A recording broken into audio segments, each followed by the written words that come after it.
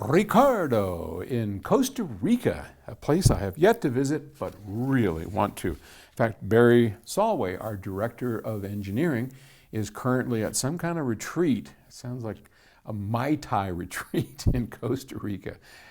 He's the second time. He loves it. Great country, I guess. I mean, it looks great. Hey, Paul, I'm wondering if old speakers require some maintenance. In the electronics for the amps, for instance, your Infinity IRS, has it gone through any changes? I'm looking into old IRS beta speakers from the late 80s and wonder if that would be a good purchase, but I am worried about the age of them and their sound quality. I've just seen photos and I've never heard them. Well, let's talk about the IRS betas. These speakers were, of course, the big brother to the betas. This is the IRS 5, designed by Arnie Nudell, Kerry Christie, and Bascom King back in 1985. Shortly after these came out, they came out with what they called the IRS betas. They were, same thing, 4 columns, but they were shorter. They were about like that. And they had one thing that these didn't, which was called an LEMIM. So these are EMIMs, electromagnetic induction mid-ranges. And they never went very low. These barely go down to 100 hertz. And when they're down there, there's a lot of distortion. And there's stuff we've talked about before that we had to work on after getting all these repaired.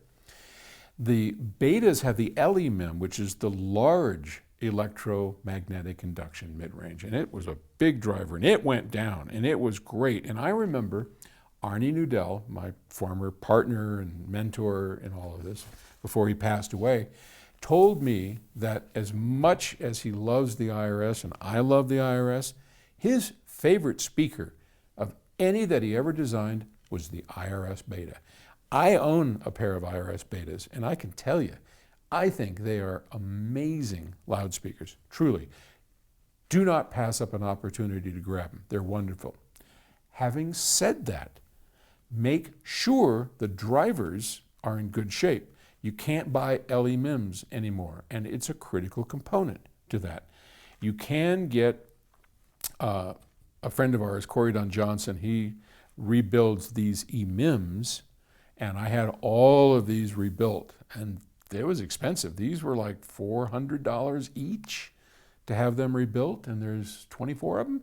You do the math. And a pain in the butt to wire and hook up.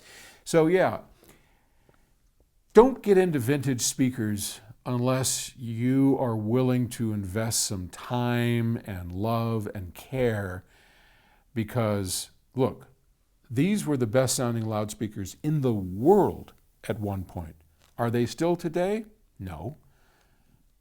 But the fact that how many years ago in 1985 they were, doesn't make them all of a sudden, wow, it sounds like an old speaker. No, these reproduced music and still to this day reproduce it better than almost any loudspeaker in the world. So that doesn't change. Those IRS betas, if you're willing to take a small risk, make sure they're in good shape, and put the time and space into them, they're going to be hard to beat. So yeah, but don't go into it like thinking it's a new pair of speakers. I'm just going to buy them and plop them down.